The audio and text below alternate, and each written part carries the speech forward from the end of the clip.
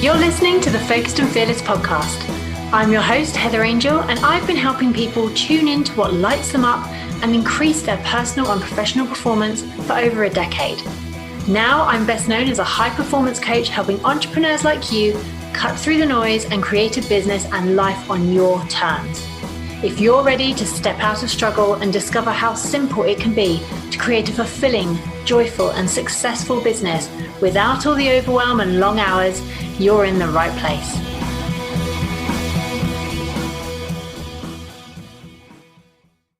Hey gorgeous, welcome to a new Focused and Fearless episode. This one is the interview that I promised you last week, but it's now with you today with my lovely friend, Kaye King. Now, Kaye is the marketing mentor. She helps small business owners, usually solo business owners, with all their marketing needs. And what I love about Kaye's approach to marketing is it's so simple, it's so easy and simple. And there are a lot of marketers out there who would love for you to believe that it's really complicated and confusing and that you need all these different working pieces to make your marketing work, whereas Kaye just has a really different approach to marketing. And I've worked with Kaye, she was one of my clients for a few years back when I first started coaching, and to see the incredible journey she's been on. I know it's a bit cliche, isn't it, journey, but she has been on this amazing journey of helping big companies, and then actually she'll share in this interview she had some real personal struggles for a long time, which stopped her doing the work that she loved doing and working with these sort of bigger companies as well. And it's actually given her this insight and appreciation for her gifts and what she's amazing at, and that is helping small businesses, usually solo entrepreneurs, really get hold of their marketing, make it easy, make it simple, taking the overwhelm out of marketing their business. So all the links to connect with Kaye are in the show notes, but I'm going to let you dive straight into this interview with the beautiful Kaye King. Take some notes, listen to her story, and as always, any feedback you have or any questions you have, reach out to Kaye, and you can message me on Instagram at Heather Angel Coaching as well. Enjoy the interview. Kaye, welcome to the podcast, my lovely. Thank you. It's good to be here. I'm so excited that you're here, and we were chatting before that I'm just going to have to be really good at keeping an eye on the clock, because Kaye and I have known each other for quite a while now, and we can talk. So I'm going to make sure I'm really conscious of everyone's time today. But Kaye, I would love for you to firstly just introduce yourself in terms of who you help and how you help them, and where you are in business at the moment. Okay, thank you. I am a marketing mentor, so I work with small businesses, usually owner-managed, just sole trader businesses, and I help people who feel frustrated, overwhelmed, or perhaps even quite afraid of marketing, and I help them to find the confidence and the clarity that will give them a boost and help them learn to love their marketing and promote their business in a way that feels right for them, not in a way that feels spammy and salesy and dirty, really. Yeah. Dirty, that is just the perfect word. I think that there's so much out there about marketing that it is genuinely terrifying. When you first go into it, Yeah. You start a business, I didn't even know what marketing was. I was like, right, I need to learn this marketing thing. Yeah. What is marketing? And it can feel exactly like you said, you've got all these people telling you must do it this way and that way. And you're just like, oh my gosh, I don't like it. It doesn't feel right. Yeah. And it feels, there are a lot of people out there who make it feel completely overwhelming, really complicated, much more complicated than it needs to be. And if you're not a marketeer, which most business owners aren't, because they've started a business because they love what they do, they're good at what they do, they are not marketing experts. And you can, if you try and Google marketing support for small business, you get millions and millions of results.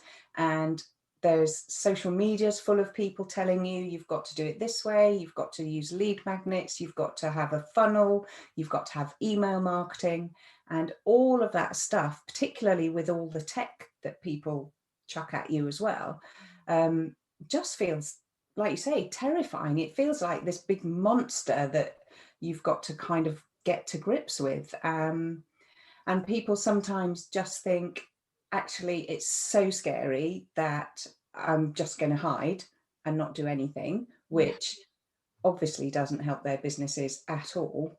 Or on the flip side of that, they're very, very busy doing lots of stuff, going on courses, doing webinars, listening to podcasts, reading books, and they're doing the wrong thing, or they're doing the right things in the wrong way because they haven't started in the right place. And no wonder they feel stressed. It's horrible. Oh my gosh, absolutely. I mean, I think, to sort of let the listeners know, we met, I think we were saying it's probably about 4 years ago now, Yeah. which in internet years feels like a much longer Yeah, time a lifetime. But we met at a networking event. Yeah. A relatively local networking event, and we just got, back in those days when you could be in a room with lots of people, and we were just sat there chatting, and I remember there just being so much that I didn't really know much about marketing. I was lucky. I just, got clients through word of mouth and sort of that sort of thing. But I remember marketing feeling hugely overwhelming, and sitting down speaking to you. I remember one of the first thing you said, oh, I do a marketing audit. And I was like, well, that sounds amazing. And just your whole ethos around marketing was so calm and just like, yeah, you can do it how you want. I was like, really? I've been spending thousands trying to learn how this marketing thing works. Exactly that.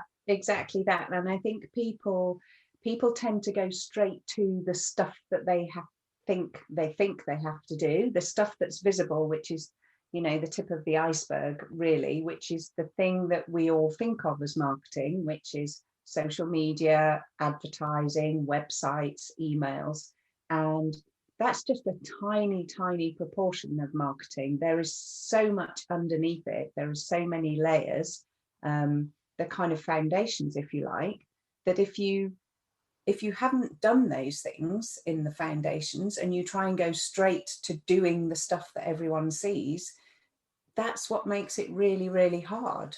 It's like trying to make a cake without eggs and flour and sugar. If you haven't got those three fundamentals in place, it's not going to work. Yeah, absolutely. So I would love for you to share, because I think, we're going to dive into your story of where, because you've had such a journey, my gosh, over the last 4 years. We're definitely going to dive into that. But I would love for you to share what, for someone who is maybe struggling with their marketing, and I think you make a really good point that we think of marketing as social media. I know that is definitely, in the online space, it's all about Instagram. It's all about your social media. It's all about your LinkedIn. So where are people missing a trick? What are those foundational steps that people are often missing? Well, the thing I always say to people who feel stressed and overwhelmed by marketing is that it is just a conversation.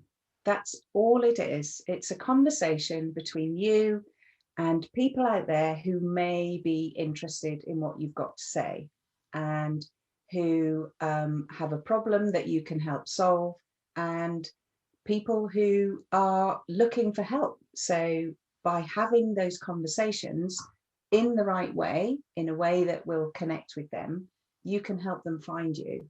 And that's what marketing is about. It's having conversations so that the people who need your help can find you and recognize themselves in you, so that they can come and find out more. It's not about shouting about how brilliant you are anymore.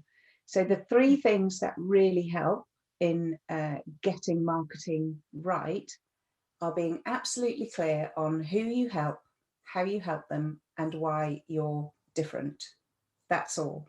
And once you've got each of those foundations in place, then you can start to choose which tools you want to use, which channels you want to go in. You might decide you don't want to do any social media. You might want to grow your business purely through networking and personal relationships. And that's okay. And that is possible if you've got the right support and the right strategy behind it. So, yeah, who do you help? How do you help them? And why are you different? That's it. Yeah. And those three things, they can be, I think I've shared on an episode before that I've got so caught up. I have spent, months, honestly, working out my niche. And then do I go too micro niche? And is my niche too big? Is it too small? Is it like it's somewhere in the middle? Yeah.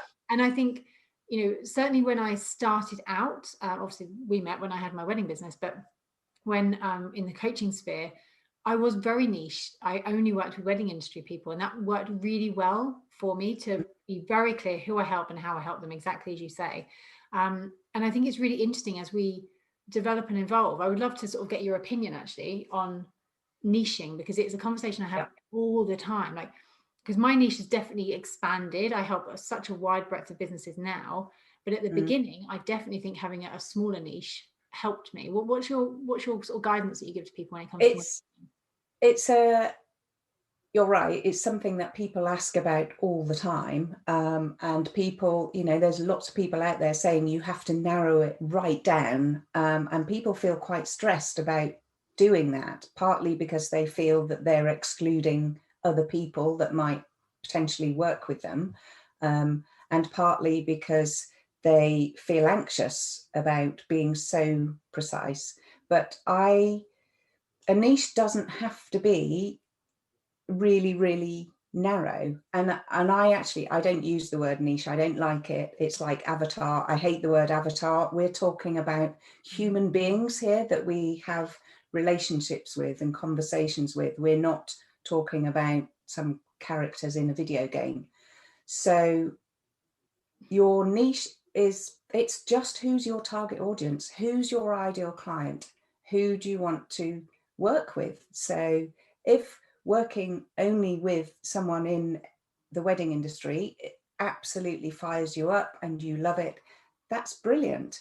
If you prefer to work with people in a geographic area, or if you prefer to broaden it out, that's okay too. The thing I would say is that it's easier to create those messages and that marketing that connects if you are clear who that person is that you're talking to. So I would still say create an ideal client profile, write a detailed description of them, draw a picture, find some pictures on the internet, all of that stuff. But don't get too hung up on being really, really narrow. And you will find it changes, it will evolve over time as you feel more confident, as you discover what you love doing and what you don't want to do, which is equally important in describing your ideal client. Yes, absolutely. And I think the key thing you said there is it will evolve. I think we get so caught up. I know I did at the beginning. I was like, I must work out the ideal perfect client, and that's it. And they will be laminated, and that's it. I will not ever work with anyone else. On my wall forever. Yeah, exactly. It's going to be on the vision board, and they must not change.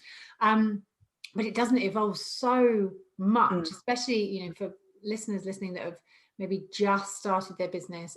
My gosh, everything evolves so rapidly in the first few years because you change. You come into business one version of yourself, and throughout the years it does evolve. And I think recognizing that is really important. But I think you're absolutely right that the messaging in marketing is so key, and people get themselves so caught up in that, trying to be what they think they are supposed to be because that's what someone's told them they have to do, or following caption blueprints or anything like that. And it's like, exactly as you said, how about just having a conversation with the kind of people that you want to work with? Yeah, exactly. And just flipping back a second to the niche thing, what is more important far more important than what someone does or where they live or how old they are or all of that stuff, although age is important, is how are they feeling? What's keeping them awake at night? What's frustrating them? What's their challenge that you can help with? And what's the impact of that on their lives? So, if somebody is a garden designer and your ideal client obviously is someone who's got a garden, but it needs to be, probably it would be somebody who's got a garden, but they don't like their garden. It doesn't serve a purpose for them because it doesn't have space for the kids to play safely where you can see them from the kitchen window. And because of that, the impact of that is that when the weather's nice, you have to get the kids in the car and go to a park, or you stay indoors because the kids aren't safe in the garden.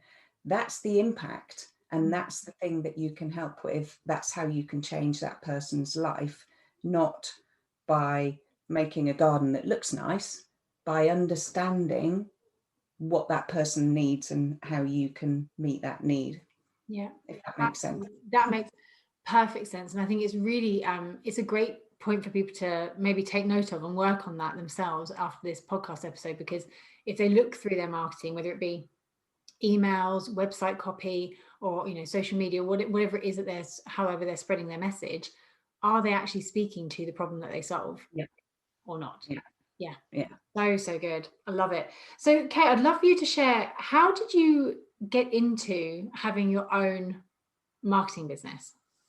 Oh gosh, well, I worked in marketing from university. I worked in marketing for like 28 years or something, a bit scary. And I'd always worked in marketing agencies. So it was very full on, very exciting. I loved it a lot of the time.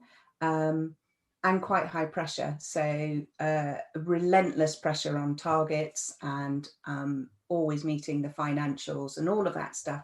And I'd been doing it for a very, very long time and was starting to feel quite stressed by the whole thing. I was missing out on a lot of family stuff because of working ridiculous hours, working weekends, working late into the evenings. And I was regularly having that sick feeling on a Sunday night that work was coming on Monday morning, and I'm sure lots of your listeners have been there as well. And a very dear friend of mine passed away, and my daughter one day said to me, "Mum, just leave, just do something else. You don't have to do this. It's making you miserable." And it just made me think, yep, she's right. So I kind of took quite a deep breath and handed in my notice. And I'd had, it was quite a senior role. So I gave them lots of notice so that I could not leave them in the lurch, and set up a consultancy business. So my first business was like a virtual agency, really. So I would do marketing, strategy and planning and project management for people, for small to medium sized businesses who maybe employed, 30 or 40 people. So that's what I started to do, because that's what I thought I should do, really. So that's what I did for the first year or so. And I think that's when we met, that you had that's right. Yeah. And how has that evolved? Because we mentioned just earlier, businesses evolve so quickly, and you came out of that real high pressure, intense corporate world, if you like, to go, and that, it's really interesting that you're like, right, well, that's what I'll do in my own business. I will work with companies and I will do that. So how has that evolved now? Because it's very different now. It is very different now. And one of the things that I missed most about my old world was training and developing my team. So I was never motivated by the financial targets. Some people were, but I wasn't. I was motivated by taking somebody into the team straight from uni and watching them truly reach their full potential and helping them do that. And then even seeing them go off to an amazing job after their couple of years post uni with us. Seeing a member of the team get promoted just made me feel like a proud mum. I just really, really enjoyed helping people grow and supporting and training and developing people so that they could be the best that they could be, really. And I didn't have that in the consultancy world. It was all, me telling people what they should be doing and doing stuff for them, but I didn't have any of that. And I couldn't really see how I could make it work. I had no idea about marketing mentors or coaching or anything like that. I just thought, well, I can't really make that work. I've got to do this because I've got to earn money. And I just kept on pushing through, really, and doing lots and lots of networking and lots of quite long days to try and get that business in. So yeah, absolutely. And I think we all put in so much effort, so many hours at the very beginning. And I think, having known you and worked with you for quite a little while at the beginning, it's always been very clear that you care so much about your clients. Even when it was the consultancy, you're like, you get very excited about what they were going to achieve through the marketing. It wasn't like, okay, well, great, I get to put together a plan. It was just like, Yeah. oh, Yeah. look how much they're growing and what they're achieving. So that was always very clearly at your core. What do you think or where do you think in your journey that it allowed you to realize, okay, well, that's actually what I really want to be doing? What made that shift for you? I lost a client, one of my consultancy clients. They decided that they didn't have the budget anymore to work with me, and I kind of had realized that I was over delivering a bit to them. The solutions that I was putting in place or trying to get them to work with were too complicated and too complex for them and the resources they had in their team. So that was really stressful. And I picked up another couple of projects, but then I started to not feel quite well. I was just kind of busy and just a bit tired. And I went to walk to a friend's house one day, and it was less than a mile away from my house. And I got halfway there and thought, actually, I'm not sure I can get the rest of the way to this person's house. And that was really scary. I was kind of, my chest was tight. My legs were wobbly. And I got to her house and she opened the door and she said, "You look terrible." And I said, "I feel quite terrible." And she had to drive me home. And I thought, there's something isn't quite working here. So I went to the GP, and originally I'd had various blood tests for various things. And they said, "Oh, you're deficient in vitamin B12." And I took some tablets and I had a course of B12 injections. And at the end of that, I felt worse. So I couldn't get up the stairs without having to sit down on my bed afterwards. If I had a shower, I had to sit down and have a rest before I could get dressed. And it was all really, really scary. So I went back to the GP, had a whole range of blood tests, chest x-rays, cardio investigations, all sorts of things, and investigating for all sorts of quite scary things. But they all came back negative. So every time a test came back, I was like, great, I don't have that horrible disease. Great, I don't have that horrible disease. But then they all came back negative and there was nothing left to test, but I was still feeling terrible. And the GP just said it's chronic fatigue. He said that it was probably post-viral. I don't actually believe that's the case now. I think it was the culmination of a lot of years of stress and bereavement and various things. But there's nothing anybody can do with that. So I was like, okay. So that was that. So we were working together at the time, and I said to you, I'm just going to give up. I can't do this anymore. I'm going to tell my clients to find someone else to work with, and I'll just get better. But I didn't know then how long it was going to take to get better. And you said, just tell them, be straight, let them know you're not well, and see what happens, which is what I did. And they were fantastic. I had a couple of things that I really wanted to get finished with a couple of clients. So we did that. I started doing meetings on Zoom long before COVID. Sort of kind of, a good 3 years before COVID, I was using Zoom. And I just said, it's just going to take me a bit longer to get stuff done because I'm not well. And they were brilliant. Most people are nice.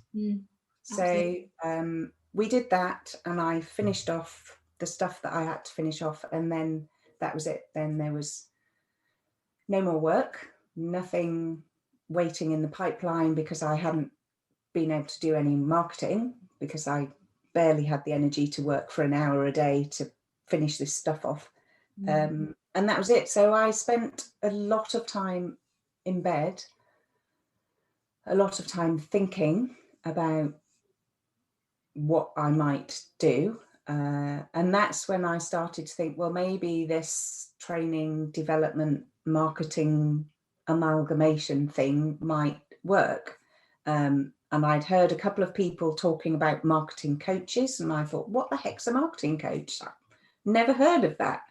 And it just started to formulate, really. And that was, a good couple of years before I actually was able to start working in that way, because I couldn't do the work, but I could think about it and kind of make a few notes and stuff. So it was a blessing in disguise, but it didn't feel like it at the time, because it took a very, very long time to get back to where I am now. Yeah, and I think I know there are going to be people that resonate with this, and I know, we discussed, before we came on the call, that it's very, chronic fatigue is it's rife. It's so many people I know, especially since, because obviously this is a few years ago, but knowing you, and seeing the struggle you went through, and talking to you on coaching calls and things, and knowing how much desire and passion you had to take the business forward, and you just couldn't. There was nothing in the tank, and I was just like, oh my, I'd never known anyone with it until you, and I was just like, this is horrendous. And I've done my own research, and I've got to the point of burning out. Thankfully didn't go as far as chronic fatigue, but I see it so often now in the entrepreneurial space. And we were discussing actually in the corporate space as well, people are just push the whole time. And it's almost like I almost want to run around with a little red flag and go, no. You really want to stop now? I mean, you must see it so much now, because this has taken you, just to give people a timeline, what was it, 2 years? 2.5 years? 2.5 years before I started to feel normal again and stopped having to go to bed in the afternoons, and it is scary, and your brain doesn't function, and you, like you say, you want to do stuff, but your body just won't let you, because it's just, there's nothing in the tank. As you say, you can walk 10 yards or 20 yards or whatever, and then you have to sit down. So, and I see lots of people heading the same way, and we all, in the kind of 8 years or so before I became ill, I had lost my mum, I'd lost my dad. My mum had had Alzheimer's, so that was a very long, kind of quite stressful, slow decline. I lost my job twice. The marketing agency world is, and always has been, quite volatile, and if an agency loses a client, then you have to cut people. I had teenage daughters and elderly relatives, all of that classic sandwich generation stuff going on, and I just kept on going, and my job was really full on, and you just deal with each individual thing, but if you don't really, and eventually your body just says, that's it, I'm not taking any more of this, I'm shutting you down, you've got to do something about it. And I do see people, and I kind of want to tell them to take time out for themselves, to make sure they slow down a bit, to make sure they put themselves first. But I think there's much more awareness now than there was then, 5, 6, 7 years ago, 10 years ago, when I was in the middle of it all. I think that certainly in the entrepreneurial space, with people we mix with, there's a lot of talk about how we need to look after ourselves, how important that is. I'm not so sure there's so much in the other world, where people are employed. I hope it's getting better, because otherwise there's going to be a pandemic of people completely burnt out and unable to function. So absolutely. And I do agree with you that the awareness is much higher now. But I do remember saying to you that I've got a friend who's in the other world, like in the employed corporate sort of space, and I saw it happening with her, and she was very, very poorly. and I mentioned adrenal fatigue, and she was like, what? And I mentioned all these different things that are very commonplace that we talk about in the self-care discussions, and it was completely alien to her. Hadn't heard of any of it. And I think it's so important. What would you say for anyone that's listening to this? And I know, this will be going out in January, so who knows where? Hopefully, hopefully the world will be in a slightly better place. But I think, to be fair, January, heading in the right direction. We're heading in the right direction for sure. But for those that are maybe listeners going, yeah, I feel like that. I feel like I'm constantly pushing forward.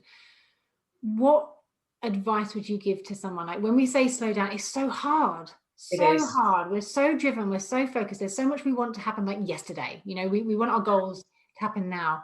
What would you say to someone who's, really driven, but they can feel that maybe they are teetering on the edge of burning out? What can they do? I would say breathe. Just take time to breathe. And it sounds mad, but just spending 2 or 3 minutes or even a minute just breathing and listening to your breath and focusing on your breath can really lower the stress levels enormously. I would say put yourself first, because if you are not able to function, then your business isn't able to function. You don't have a business if you are taken away from it. And I was lucky in that I had some work available to finish off. I was very, very fortunate in that my husband, although he's also self-employed, he was okay. He was bringing in enough to be able to cover the bills. But if you don't take care of yourself, you don't have anything left. So, yeah. And I think it's quite hard. I knew that I should exercise more. I knew that I should probably look after myself. But actually, looking after myself for me meant going out with my friends or having parties or having people around for dinner. I never, ever would sit and just sit and look at the garden or sit and breathe and listen to some music. I would never do that. And I do now. And I used to look at my husband and think, how can he sit and do nothing? He's very good at sitting and doing nothing. But, it's really important to do that sometimes. Even if it's only for 5 minutes, just stop. That's what I would say. Just stop. And you can feel yourself kind of slow down, and then your body can start to recover a bit. But there are a couple of great books that we've talked about. So Dr. Chatterjee's 4-Pillar Plan, Dr. Rangan Chatterjee, and that book I recommend to everyone. He's also written a book called The Stress Solution. Very similar principles, but very simple, straightforward steps to take care of yourself in an easy, everyday kind of way, not in creating great, complicated programs. Kind of fits with my marketing philosophy. It so does. It really does. I think those 2 books are amazing. I've actually bought one of those for one of my clients because I think it's so important, because there's 2 things I want to pick up on what you just said. Is that, again, I know that most of my listeners that, they're in the entrepreneurial space, they're very driven, very ambitious, very tenacious, and they are going after what they want in life. And the idea, and I can imagine some of them listening to this, well, I can't stop. Yeah. I can't stop. And I used to be exactly the same. I would not dare sit down during the day. I wouldn't even dare sit down with a cup of tea, because I'd end up falling asleep and spilling the blooming thing on myself. And I didn't see that as a warning. I was like, no, I just don't sit down. Yeah. Don't sit down. Whereas my body was like, you're so tired that when you do sit down, I am going to completely shut down. And so my response was, just keep moving. Just keep moving. And it's very easy for us to say, I have had that sort of burnout, like I said, not chronic fatigue, and you've had your experience. So it's very easy for us to go, oh no, pick up the warning signs. But sometimes you just don't, until you get to that awful place of, gone too far. Yeah. So for anyone listening who has been like, well, I haven't got time to stop, please, please, I beg of you, just exactly what Kay said, just take that time. If you are at the point where if you sit down, you're going to fall asleep, or if you're getting dizzy, or you're feeling, tight chested and things like that, you have to listen to the signs that your body is giving you.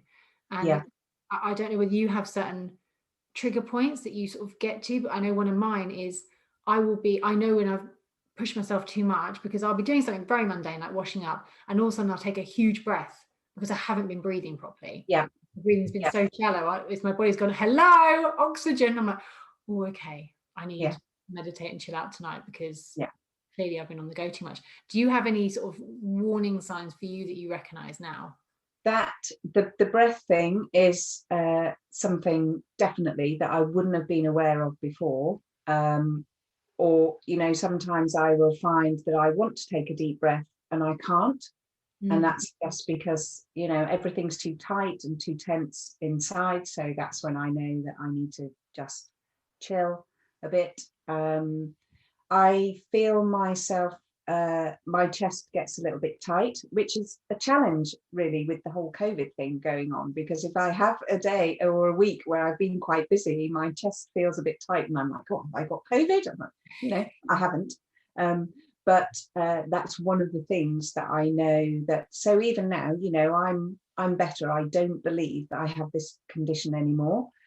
I do believe that I need to, like everybody does, be aware of my energy and how much pressure I'm putting on myself or my body, and take care of it, really. So I start to feel a bit tense, and I find myself not sleeping very well if I'm not looking after myself properly. So, but I have acupuncture now every month, and that started off probably about 6 months into being unwell. I started having that, and that has been brilliant. And I was getting nutritional advice as well. So my diet is much, much better than it was. It wasn't bad before, but it's much better now. So definitely. So those are some great things for people to sort of look at. I mean, diet and lifestyle, I bang on about that all the time. It makes such a huge difference, but we don't necessarily realize until you maybe speak to a professional that, what we think is healthy is not necessarily not necessarily unhealthy, but might not be right for us at the stage of life we're in. It's really fascinating. And the other thing I just want to pick up on as well is that you mentioned those 2 books, which I love. I remember you recommending The Stress Solution. I was like, right, well, when I did my ultra marathon, I listened to that a couple of times. I was like, right, it's brilliant. And the reason I think so many people will benefit from that is because, especially in the entrepreneurial space, holy moly, we like to overcomplicate things. We think self-care needs to take 3 hours in the morning, and we need to get up at 5 to make sure we're meditating for an hour and doing this, and salt baths 3 times a week. I mean, I do love a salt bath, I've got to be honest, but it almost seems like another thing to do. But self-care all of a sudden becomes this, oh my god, all right, hang on, I've got to tick that off my list as well. I've got to do that and meditate with crystals, and I've got to exercise for 3 hours, and it's like, oh my gosh, where am I going to fit this in? So I think going back to your whole marketing ethos and the books you recommended, it is about taking those tiny little steps that are actually going to make the biggest impact. Yes, exactly that. And even 5 minutes, we can all find 5 minutes in the day for ourselves, and you just have to. I think actually, the early days of the lockdown during this year with the COVID pandemic going on, a lot of people did slow down, and you saw lots of people on social media talking about how nice it was to slow down, how they noticed the natural world around them much more. And I think that I would like to think that people will hold on to that and keep it as life gets more and more back to normal, because those 5 minutes every day can make the difference between you being able to thrive and grow your business in the way that you want to grow it, or you just falling over broken. And you kind of need to do it. Absolutely, and it's a conversation that we're recording this in December, although it's going to go out in January, but it's a conversation that I've been having a lot with my members and my private clients about, what do you want 2021 to look like? Because I think you're absolutely right. I think lockdown, as horrendous as it was and scary and all the things, it's been such a blessing for so many people to be forced to stop. And I think as a mum, I didn't realize how much pressure I was putting on myself to take the kids this, there, and everywhere, and the amount of money I've spent on those kids, like on random stuff.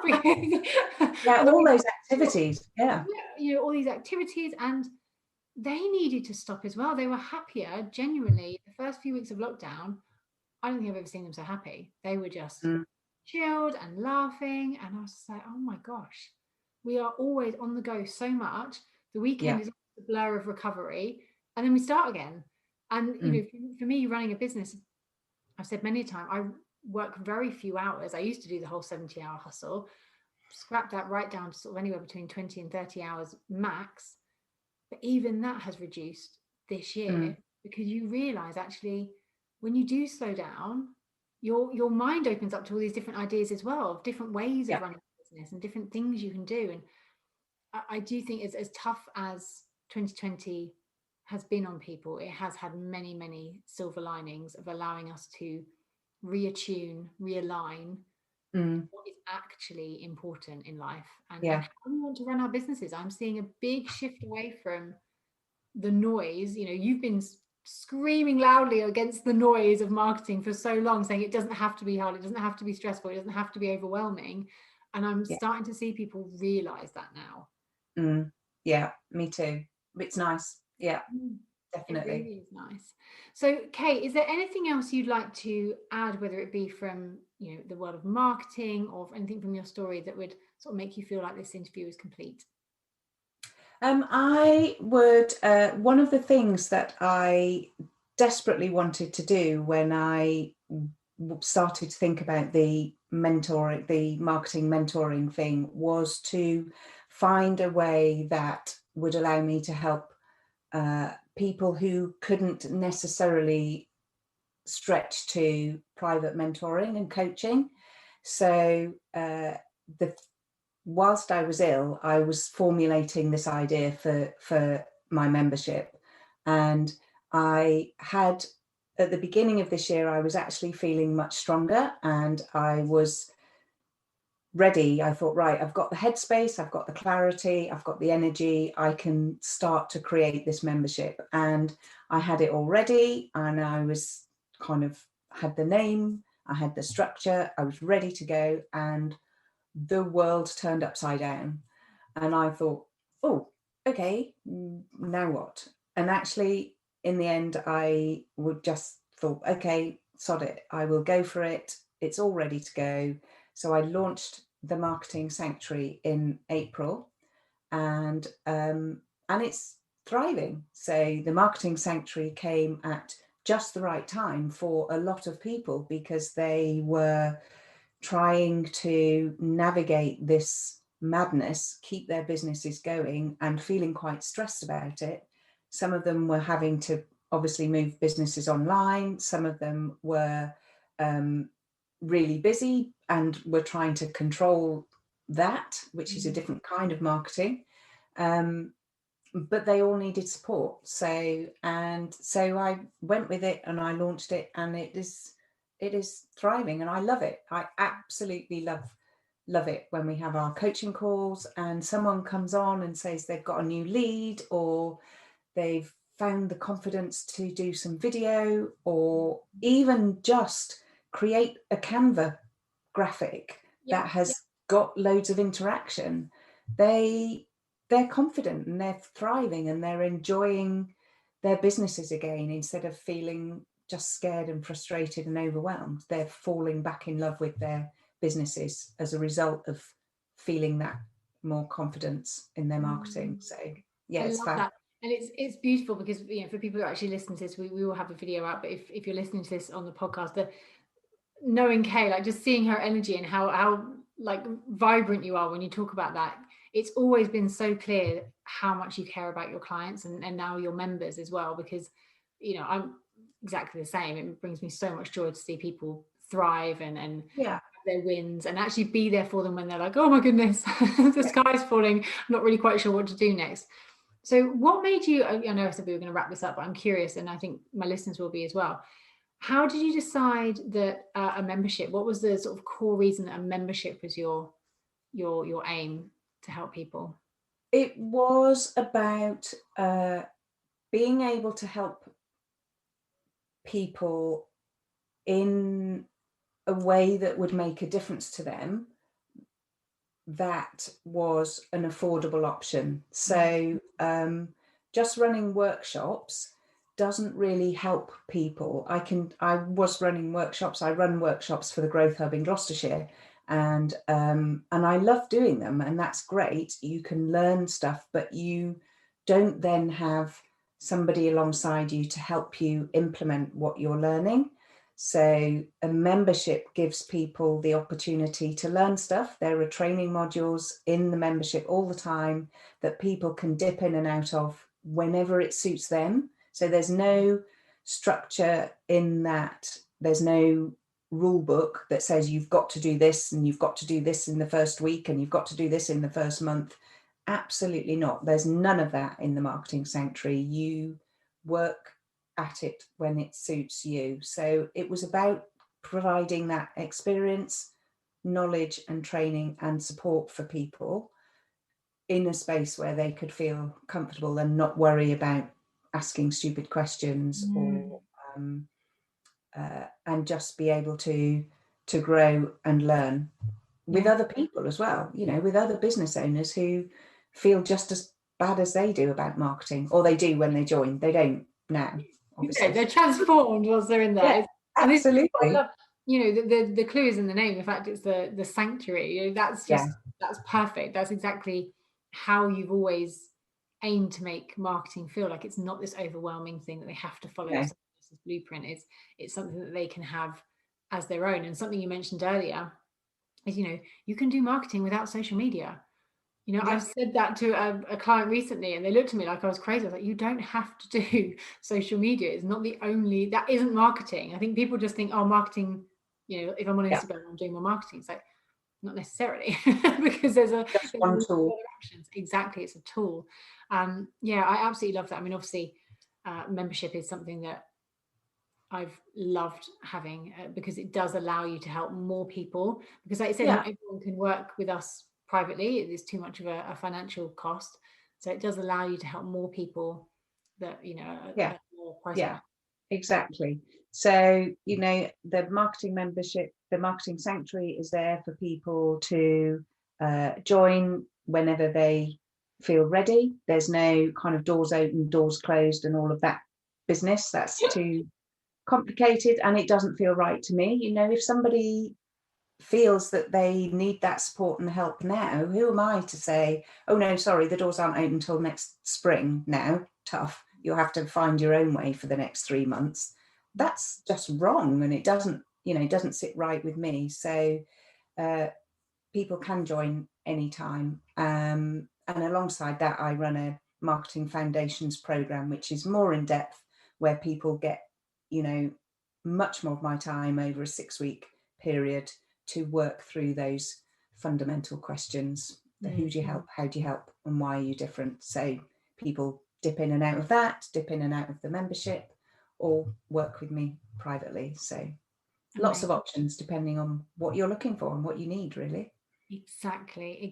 And I think that's the important thing with business. Whether you have an online or an offline business, it's making sure actually you've got different ways of helping people, which ultimately is giving you different revenue streams as well. Because if one of them stops, like so many people have seen in 2020, you know, I've had people who've had offline businesses 100% and had to completely pivot because they didn't have various income streams. So I think it's beautiful that you've got so many different ways of helping people. And I will be sure to link everything in the show notes and share everything when this podcast is released. Like I said, you'll be listening to this in January at some point.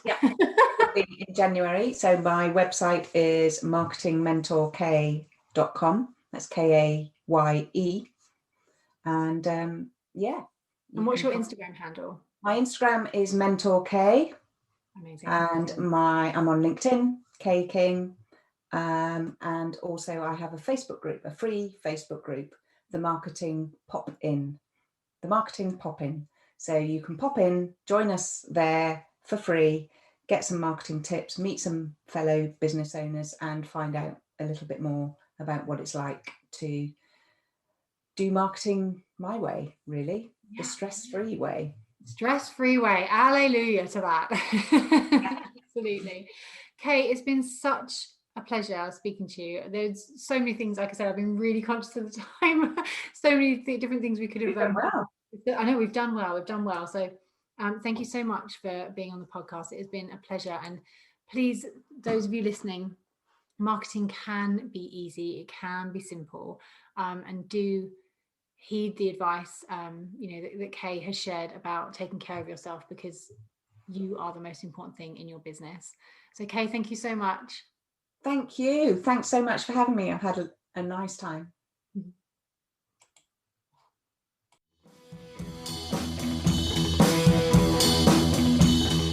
Thank you for listening to the Focused and Fearless podcast. If you'd like to continue the conversation or have a question that you would like answered in an upcoming episode, head over to Instagram and connect with me at Heather Angel Coaching. If you enjoy this podcast, please share your thoughts in a review on iTunes. I truly value your feedback and I take the time to read every single review. Have a beautiful week, and I'll see you in the next episode.